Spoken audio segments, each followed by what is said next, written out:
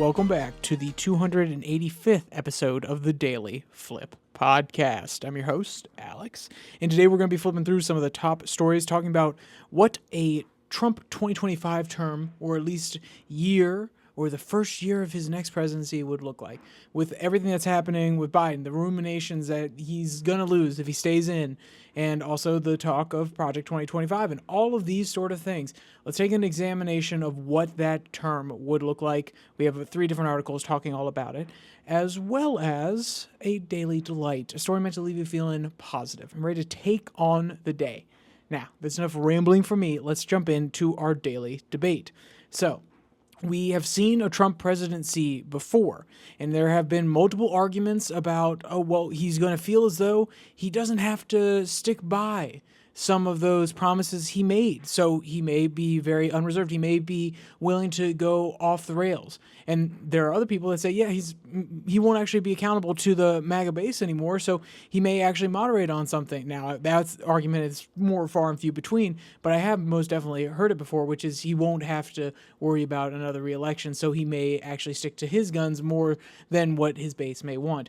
It's all interesting points. What do you think? What do you think his next term will be like? Will it be the exact same? Will it be more radical? Will it be more calm? I honestly think if I'm looking at Donald Trump and he's looking at the moderate voters, I think he may actually try to calm it down a little bit because his base already loves him. So if he really wants to cement his legacy, why wouldn't he try to be a moderate, middle-of-the-road person towards the end of his presidency? But then again, who knows? And it's not up to me to decide that. It's going to be up to him if he makes it in. But we're going to work from the supposition today that he does actually get elected, and that's how we're going to examine what the 2025 cycle, or at least year, is going to look like, and the next 3 after that. So we're going to jump to our first story that comes from Raw Story that I'm actually going to use more of as a jumping board than actually spending a whole bunch of time on it because it is a pretty short story overall. It details the interview between Dana Bash and Marco Rubio, Dana Bash of CNN, Marco Rubio, the senator from Florida, there are talks that he may be a vice presidential candidate. He may be out there trying to defend Trump right now. I don't see it happening. I mean, with the little Marco stuff, maybe, but Trump does have a penchant for humiliating people, so it would be quite funny after all of their back and forth that Rubio basically has to bend the knee to Donald Trump to be like, oh yeah, I'll jump on the ticket with you. But who knows? We'll see. That's not really the point. The point is that they're having a back and forth conversation about the Heritage Foundation's Project 2025, a proposal that outlays a second-term agenda for Donald Trump, but also it could be more generally extrapolated to any conservative Republican, or maybe you could even make a argument for a small government liberal might be willing to listen to some of their proposals, but overall, as a whole, as a comprehensive vision, it is meant for a conservative executive. So let's jump into what they say here. Quote, "The Florida Republican was put on the spot on CNN's State of the Union on Sunday when host Dana Bash played a clip of Heritage Foundation President Kevin Roberts telling a Real American News host, quote, 'We are in the process of the Second American Revolution, which will remain bloodless if the left allows it to be.' Quote, 'With Project 2025 stocked with multiple former Donald Trump aides, Bash pressed Rubio, who is in the running for Trump's running mate, with, quote, 'Are you comfortable with that?'" So I want to take a second here. And I think the question she's asking is he comfortable with the words of the Heritage president? It's not my place to say whether to put anything in his mouth. I don't think any Republican is 100% happy with every single thing that a president from a think tank says. I'm not saying that Rubio or any Republican agrees or disagrees specifically. All I'm saying is he's his own independent person. He can say whatever he wants. He's leading an organization that's putting out think tank pieces. And as Rubio goes on to discuss here, that is their job.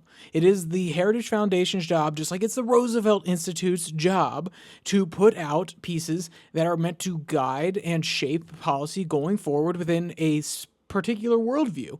And normally they're going to be the people that, even if they don't necessarily all believe it on the most fundamental level, which they probably will if they're at a think tank, but the think tank members, even if they don't 100% believe it, they're trying to make a coherent argument about how to reach certain ends that they think are better, by whether that be based on their ideology or certain core tenets culturally that affect that side of the aisle, or at least that portion of the population that thinks that it's worth money giving to a think tank. So you're going to get things like this. But I think the interesting part here, the reason I wanted to zoom in on this, is just saying the article says the Project 2025 stocked with multiple former Donald Trump aides.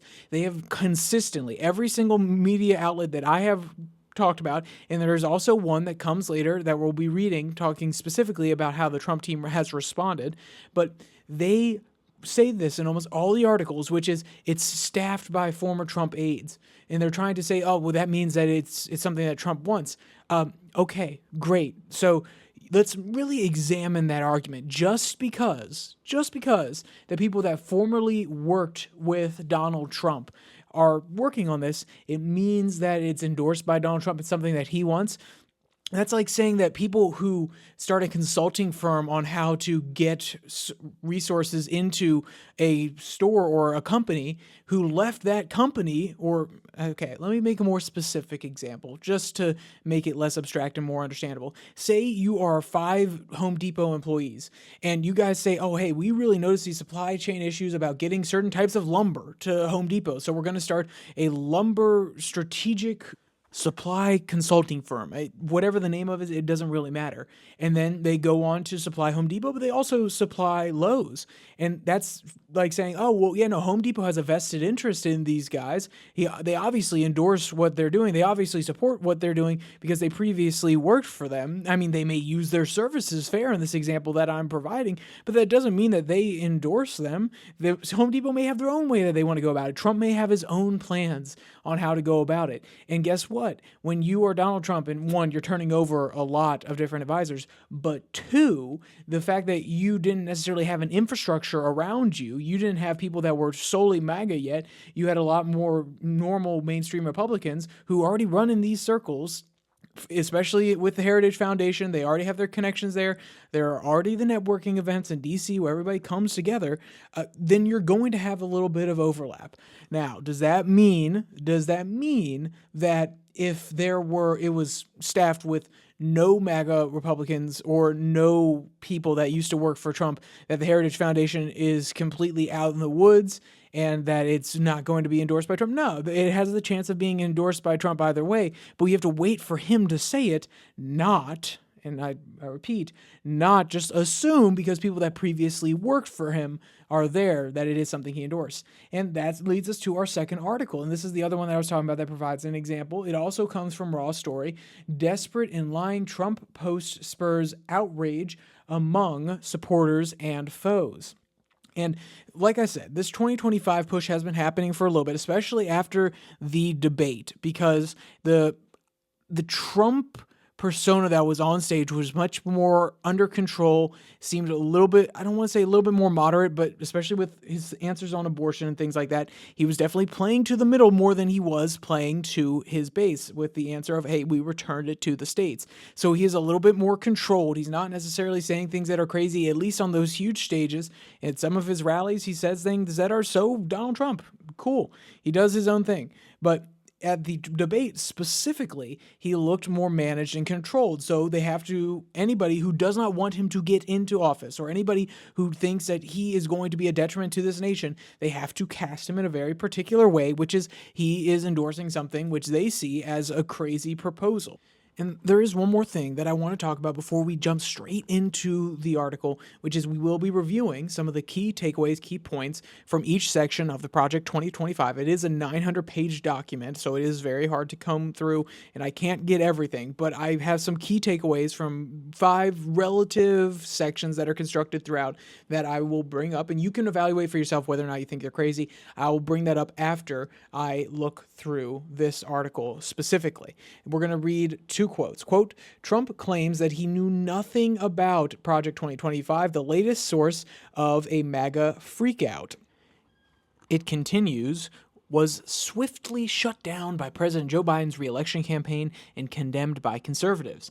A desperate and lying Trump claims he knows nothing about his Project 2025 agenda. The campaign wrote, and this is the Biden campaign, quote, even though his top aides are the ones behind the plan. Even the Joe Biden campaign is out here saying, oh, well, his top aides were the ones behind the plan.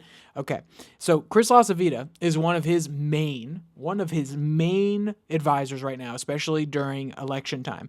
And guess what he put out on Twitter? He said, quote, poke the bear. You are going to get bit. Trump torches Heritage Foundation's Project 2025.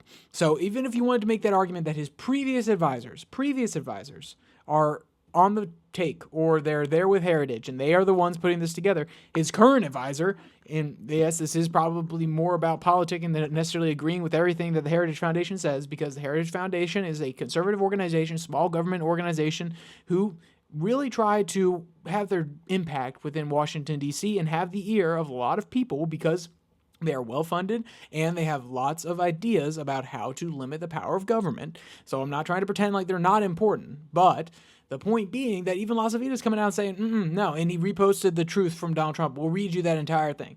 Quote, I know nothing about Project 2025. I have no idea who's behind it. I disagree with some of the things they're saying, and some of the things they're saying are absolutely ridiculous and abysmal. Anything they do, I wish them luck, but I have nothing to do with them. End quote. That's the truth from Donald. Sorry, my mocking Donald Trump is better than an actual Donald Trump impression. But the point being that the full court press from both his aides, Donald Trump's current aides, and himself is got nothing to do with it. And that's whether or not you agree, disagree. I don't really care. Okay, I don't care if you think the Heritage Foundation 2025 is the best thing in the world. I don't care if you think it's the worst thing in the world. The real question is whether or not the political spin that Donald Trump is attached to it is accurate and correct. That is what we are analyzing here. And it does seem very cut and dry, the way I presented it, that, oh yeah, okay, so Donald Trump not associated whatsoever. He literally came out and said no. LaCivita is saying no. These other people are trying to paint it, and I've deconstructed at least the really key argument that I see, because every single person keeps pointing. They want to use the AIDS question, he has people that used to work for him doing it. They really want to rely on that crutch. So obviously, if you can deconstruct that, because as mentioned, it knows every single quote about it, then you can say their argument is wrong. Where I think that they may have a point that this is something that he's going to think about, or at least some of the proposals he's going to think about, is because he's going into Washington, D.C. He's going into a place with a whole bunch of different Republicans who do, even if he doesn't listen to, and when I say listen, I'm not saying that they obey the Heritage Foundation. What I'm saying is, if he's going into Washington, D.C., where he doesn't want to care, he doesn't care at all about the Heritage Foundation. He says, I'm not even going to their galas, whatever. There are still other Republicans there who talk to people from the Heritage Foundation, who read some of these articles and see some of the policy proposals. They see how they lay out the functioning of the executive, specifically in 2025, Project 2025, and they say, okay, hey, that's actually interesting. Maybe I can adapt that. Maybe I'll take it word for word. Maybe I don't necessarily agree on this point, but that one's actually very useful. That is what you think tanks do. As Marco Rubio put out, they think. They do the high-minded stuff, and they take their position as the thought leaders, the intellectual thought leaders, very seriously, trying to put together coherent and overall implementable goals. So he's going to be walking into that environment. So there may very well be people around him that are going to be able to, I don't want to say influence him, because let's be clear, he could probably be influenced. I mean, you just give him a little bit of flattery. Oh, Mr. Trump, your hair looks amazing today. I have this new proposal for you. You could probably flatter him into something, this, that, or the other. Maybe he sees through it, but that always seemed to be something in the past when people complimented him. He really seemed to enjoy it. But my point overall being that it's not Trump taking it on. He's the one that's trying to distance himself, at least politically, for the election. And if the real influence is really going to come in, then again, I was going to say if Trump didn't believe it, he wouldn't do it. Then again, I forgot we're dealing with politics. No, there are plenty of things that Biden says that he also doesn't believe, or there's a certain lobby going out there and he has to rechange the wording. Trump does the same thing now. He has become a politician while he's from the quote unquote outside. He had 4 years to be in there. He has the connections across a whole bunch of places. His daughter-in-law is literally at the top of the RNC. So to pretend as though he is a pure outsider now and he doesn't do the whole, I need to be politically engaging with the people. I need to make sure that I frame things properly. No. Okay, that game is over, okay? He is a politician at this point. You could see it on that stage in the debate stage. He was not the Trump of old. He was much more measured. And there was a commentator who pointed out that Trump actually believes he can win. Not that he's going to win, but he believes that he can win and he has to lock it down for this one. And I think that's accurate because he's not just being blasé as previously. He is being a person who understands the political realities and is adjusting for them. He has come into the status quo. Welcome to the status quo of politicians, Donald Trump. Here we go. So whether or not you agree that whether or not he is still the Donald Trump that started the process and it's been a major shift, I don't necessarily know. I don't know if once he gets into office that politician facade will go away or if it will stick to it. But there are going to be actual people who are already politicians who keep up the facade or are just naturally that way that are going to be bringing these policies proposal to him, and he's going to have to either shoot them down, say yes or no, and overall, he says there are some things in there that are bad. There's some things that are abysmal. That also leaves room for some things that he likes. And I want to talk about some of the key takeaways from each section. And I'm not going to say that any of them are overly possible. I may comment whether or not I think that Trump would be willing, not necessarily Trump be willing to do it, but whether it would actually be something that's popular enough to get through and the possible ramifications of that. Because I don't understand Trump's mind. I'm not close to Donald Trump. I can't sit here and say, oh yeah, he's really going to like that proposal. He would be like, oh, Alex, yes, I absolutely love that one. I actually want to get that in within my first 100 days. 100%. Wow, I just turned him into a Gen Z. 100%. But the point being that maybe some of these things are more feasible and maybe they would fall in line with something that the average day person wouldn't actually be against. So let's jump into some of those key takeaways. We're going to go to the section 1 that's really about limiting the power of government. This is a conservative small government talking point, of course. And the proposal more or less is strengthen the executive oversight and efficiency. So make it more efficient and make sure that there is more direct oversight from the executive himself down into some of his agencies. Quote, this is a quote from the text, quote, the president should issue an executive order mandating that each federal agency submit a plan to streamline its operations, reduce unnecessary personnel, and cut bureaucratic red tape. This should include identifying duplicate functions and consolidating or eliminating them. So honestly, this just sounds like, give us a report about how we should slash your budget. It's going to be hard to implement at the end of the day, unless there are political appointees at the top who have been in these agencies before and actually understand how they operate, and there aren't people underneath who want to keep their jobs and aren't willing to push back against any sort of different type of proposals that any new executive would bring in and be willing to say, well, we can't actually cut this, or we could cut this, but they actually be nonsense programs. It's not necessarily going to work that well. That's why you need people that are really, how should I say, they are truly attuned to how some of these places work. But overall, it does sound very similar to his previous proposal that, okay, when we go in and we're trying to write a new regulation, what we're going to do is we're going to cut 2 old regulations. Previously, when I talked about this, I thought it was solely just to limit the amount of regulations on the books, but I actually read more recently that it also involves the trying to balance the budget for these new regulations. So they try to find regulations that aren't useful and also would have combined enough of a budget to handle some of these regulations, or maybe even have a surplus, which I thought was very interesting. So overall, is the really large picture visible, or how should I say, possible, of trying to cut personnel, cut certain programs, really defund, take away the excess power that they have. Is that possible? Of course it is possible. It's just going to be very hard, so I don't necessarily see it coming in full force. But if it's something akin to the regulation one, that is relatively easy, because even having someone who's not necessarily the most in-depth and understanding of everything, you can still look at all the regulations on the book. There's a database, and you can say, okay, what about this one, cut it, and you can take it down to people below you, and they can give strong arguments. But if you really just wanted to slash regulations, you could do it without their opinion, versus having a report from somebody who's actually understanding the integral workings of the agency, that allows for a little bit more room for people to protect their own butts. So let's jump into the next one, which is the, common defense, a little bit more military spending. And the section title, or at least the summary, would be like, reprioritizing military spending. Quote, the Department of Defense should conduct a comprehensive review of its budget to prioritize funding for critical defense capabilities over non-essential programs. This includes enhancing missile defense systems and modernizing the nuclear triad to address emerging threats from peer adversaries. And one thing they would focus on, what they're speaking of when they say over non-essential programs, are things that would be more personnel focused, the inclusion programs and things like that. There is another mention of that separately throughout here. I think this one is relatively doable.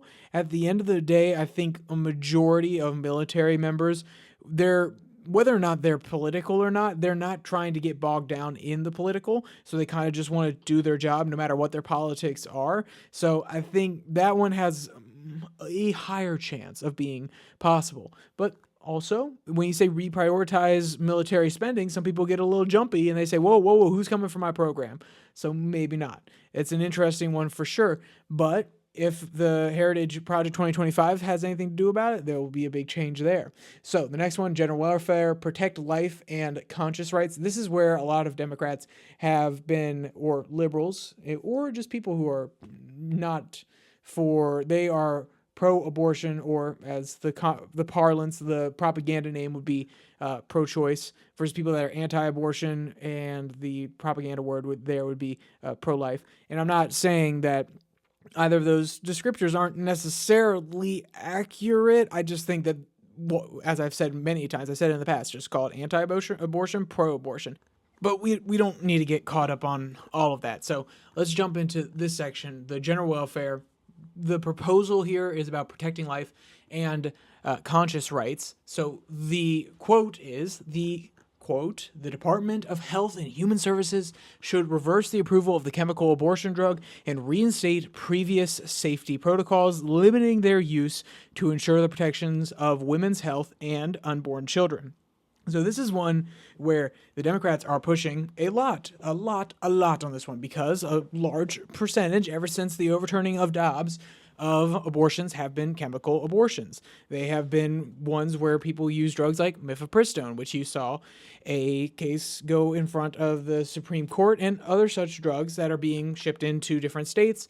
And the Heritage Foundation would go on to basically argue that this is actually using I don't want to say sponsorship, but using the tools of the federal government, the allowance of interstate commerce, in order to keep spreading these sorts of products that they would not agree with politically or ideologically. So, and then the Democrats would say, well, yes, but you basically said that a doctor can't do this, that, or the other with their patients, so there's got to be a different way around it. And whether or not you come down on either side of it, you can see where the contentious nature of it is coming from, and why it is one of the most quoted sections when people are saying that Project 2025 is for absolute nutcases, which, let's be fair, out of 900 pages, if you're trying to grasp at maybe 40 pages is, let's be clear, I don't know where every single quote comes from, but I've seen about 40 different policy proposals specifically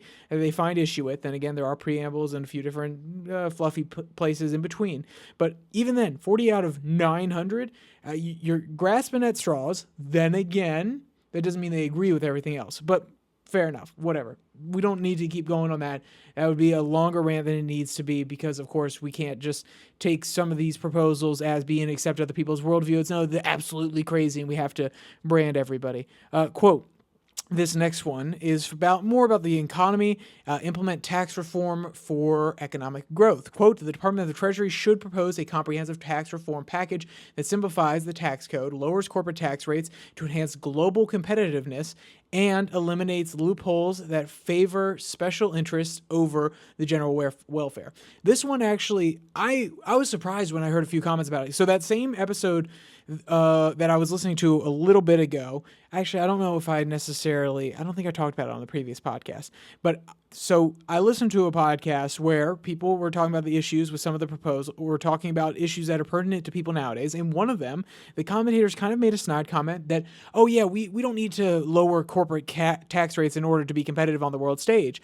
And I was kind of thinking about, I'm like, I know I've heard that. Are they talking about something specific, or are they just making a general argument about conservatives? Because that has been something that conservatives talk about for a while. And then I came back to the quote from the Project 2025, and I said, okay, so that's what they're referring to. But let's move on to the next part. Quote, eliminate loopholes that favor special interest group over the general welfare. When looking at that one, I think most people would actually agree with that. I think a lot of people would agree that some of these loopholes for moneyed interests need to be taken out 100%. And that's something that goes across left and right. The only thing is the party in power is probably going to eliminate some of the loopholes for other, I don't want to say they're going to make it politically biased, but they're going to look at, okay, so say there are 80 nonprofits in the marketplace and 60 of them are a little bit more liberal leaning and 20 of them are more conservative leaning. And then you look in the business space and 80% of them, let's say again, there's 80 of them, 80% of them are a little bit more conservative leaning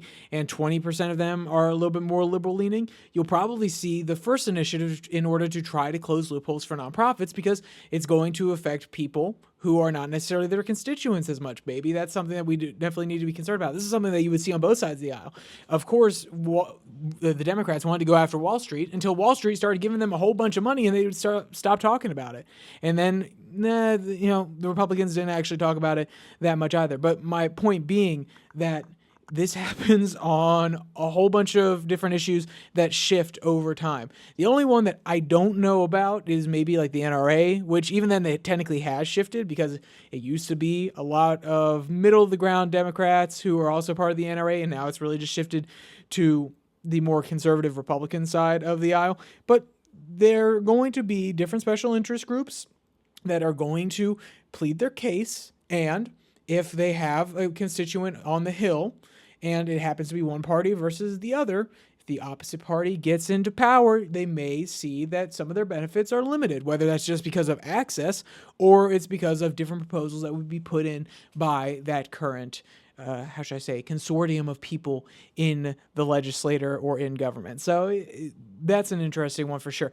So to really break down on this one, it's pretty standard, middle of the road stuff. Honestly, talking about the economy, it's not the most general thing in the world, but it is pretty straightforward. Now there are a few different, global / foreign and domestic, honestly, proposals about how to address different economic disparities on the world stage. But this was the main one that really stuck out to me. Then again, it may be because it's so bland and I think everybody could agree with it. Maybe that's why I picked it out on a subconscious level. I don't know. Quote, the next section is independent regulatory agencies reduce regulatory burden.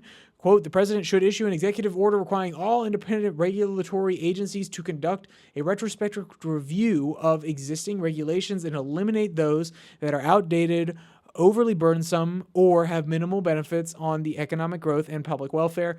This is basically the same thing, or at least how I framed the section number 1, basically falls underneath that exact same category. They are a little bit different, but fair enough. Instead of just looking at the branches within the executive itself versus the agencies that are attached to the executive branch, even though they're administrated by the executive branch, that does take a few different angles there. And I could see how a lot of people may be fearful of this, whether it be Republican or Democrat, because there are certain protections for certain business interests that I don't want to say that it makes it easy for them to survive in their marketplace, but maybe it keeps out a little bit of extra competition, or maybe you're environmental activists and you don't want to see certain environmental, even though they're old and they only really pertain to one thing anymore because the other things have been written about multiple times. You don't want to see one of those particular issues, those particular pieces of regulation repealed. So I can see why people would have some issue with this one. So it's overall, the grand scheme of it, it feels as though they're touching on a lot of the 5 points of government trying to get out of the life of American people to some degree. In other places, limiting the amount or the type of a chemical abortion drug that can be given, or at least taking away the classification of that drug from the FDA, and therefore saying that it couldn't be sold, at least as normally within the United States, feels like a way that they're actually starting to impose on people a little bit more. What I think is interesting is multiple times through here, they use the word public welfare. And these are within the quotes. They're not part of the summary sections that I was giving. It wasn't just me putting words to it, which is a term that isn't necessarily always used by conservatives. And it's kind of, let's be clear, it has been talked about in a general sense, but for most of my lifetime, the public welfare sort of language doesn't get used as much, but now it's kind of being adopted by the right. And I think that's very interesting. And it may show a particular shift in either messaging on how they get their point out there or how they view themselves, which is actually government can be a little bit more involved in people's life if it's for the public welfare, which is, it's more of a populist approach, or more of a government as a paternal figure kind of approach, which is going to be interesting if we see that sort of language and that sort of approach in conservative and Republican government in the future. Just an interesting point that I want to put out there. And you wonder why, and I've said this before, people don't like when you take away what they perceive as their rights, even though they're not actually rights, the privileges that you have provided them, whether they be the allowance to do something or the lack of interference from the government. When people get those things taken away, they get frustrated, especially, the American people specifically. They do not like the government meddling in their life, even if they see it for their good or for their bad. Sometimes they just don't like the government interfering in people's lives in general. So I think this is something that we need to be careful of, that you really need to keep on watching, especially when Roosevelt Institute, Brookings Institute puts out their big policy proposals as well. Whether or not I agree with everything they say, whether or not I agree with everything 2025 says, Project 2025, you got to pay attention and you got to seriously look at these things because they are the thought leaders. But that doesn't mean that the leaders of the party, or at least in this case Trump, is going to 100% take it to heart. And just because he has previous advisors that were working on it does not mean that he's 100% going to take it to heart. Oh, wow. That was a really long section, but I feel like with the spinning of the 2025 narrative, we needed to give it a little bit more comprehensive look at whether Donald Trump is actually into it, but also some of the policy proposals. Because just throwing around that, the crazy Project 2025, and not understanding and only hearing the worst of it rather than hearing these specific quotes that really encapsulate each section, then you're going to get a very biased point of view. And I'm sure there are going to be some conservatives who also come in here and say, well, hold on. You didn't even talk about this other thing. You didn't even talk about this really important proposal. That's fair enough. I didn't. I was trying to give a general overview of the entire section, basically in some specific quotes, and there are going to be some liberals who are like, you didn't even point out this worst one here, which is fair enough. I'm not here to fearmonger. I'm here to give a general overview. The whole point is we're trying to appeal to everybody here, okay? We're trying to have a middle of the road as much as possible. And I know I'm biased. I 100% I understand I'm biased, but I got to at least try to present the information out there, even if it comes through my tainted lips, my tainted mind, who obviously has its perspective. There may be some people, if you're on one side or the other, from the opposite side of where you stand, you listening right now, who appreciated hearing about some of these things and they hadn't heard about it before, whether they're coming at it from a negative bias that they've heard from wherever they're listening, or from a positive bias whenever they're listening and getting their news, okay? So with all that, let's actually jump into our last article, which is going to be a really, really, really brief one. And this is the talk of the talk of Trump-proofing NATO ahead of the Grand Alliances Summit.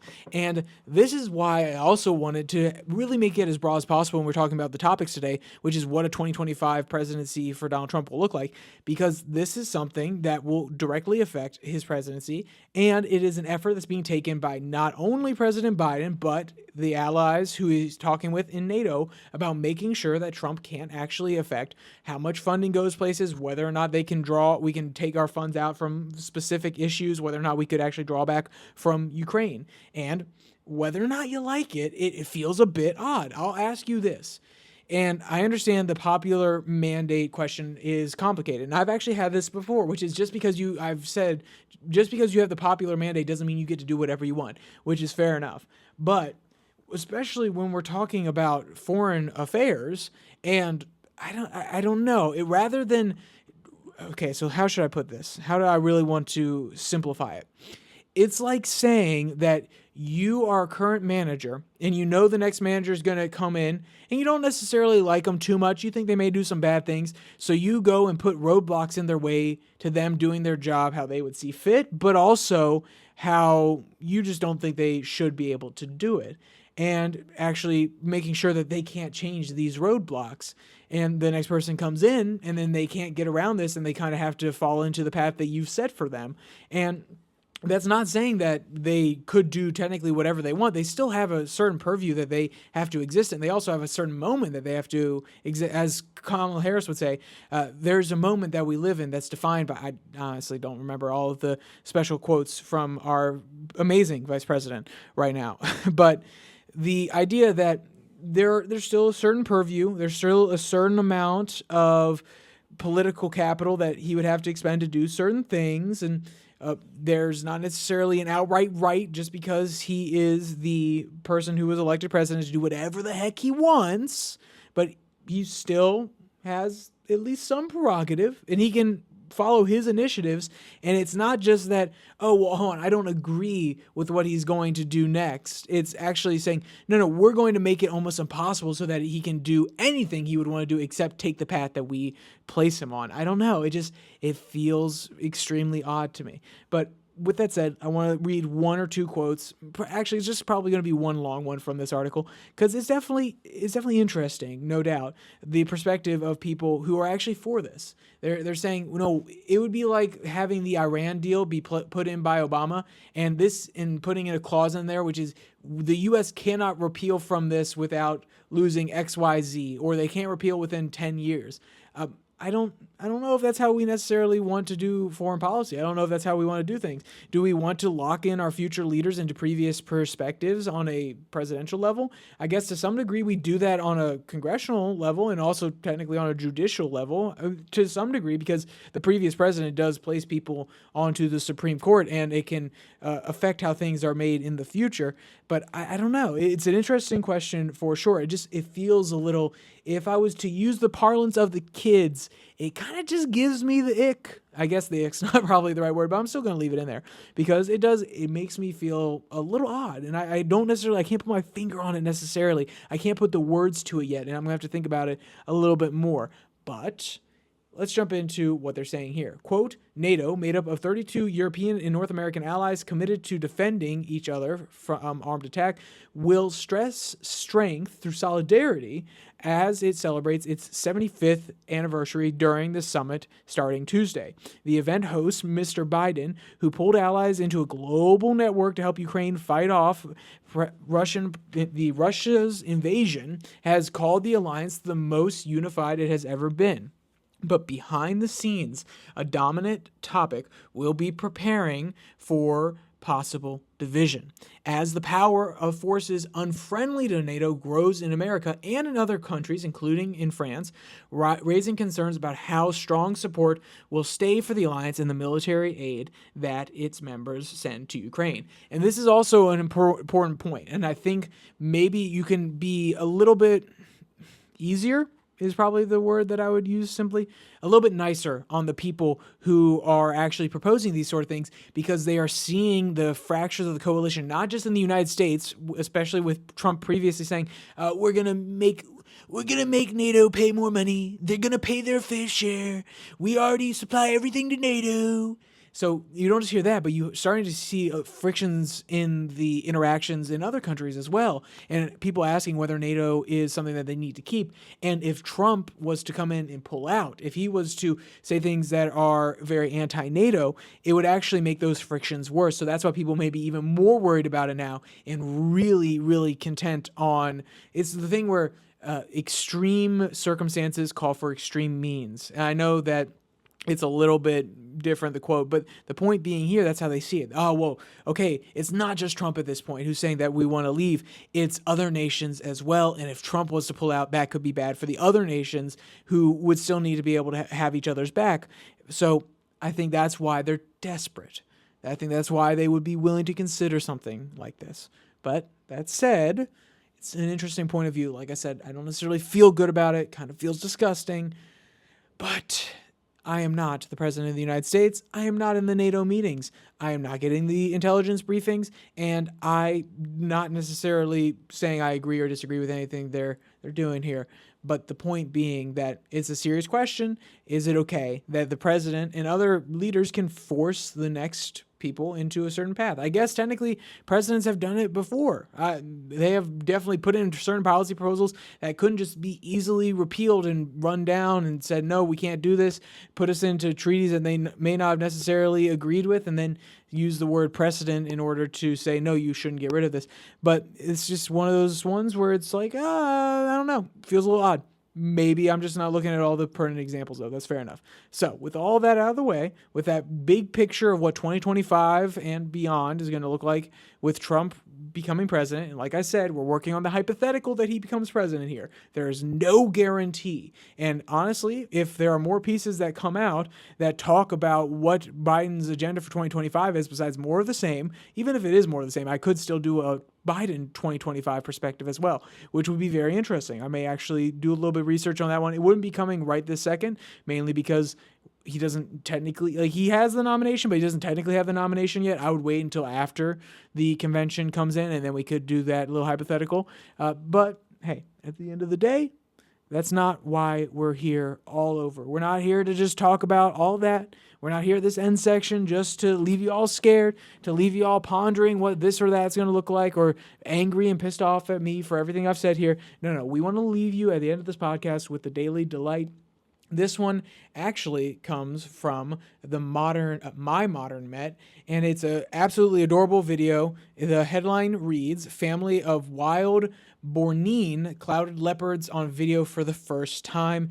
And these guys, absolutely adorable. They're practically endangered. They're nocturnal, so you don't always see them during the day, and that's why this video, besides the fact that they are amazing, gorgeous animals, this video is also just something delightful to leave a little smile on your face and make you appreciate how rare some of these things are. And also seeing a cute little family in the wild together, I don't know, feels pretty good to me. So with all that said, thank you for joining me for this episode of the Daily Flip podcast. If you want to check it out on Spotify, Pocket Cast, I was going to say Google Podcasts, but that's gone now, or Podvine, the links will be in the description below the like and subscribe button.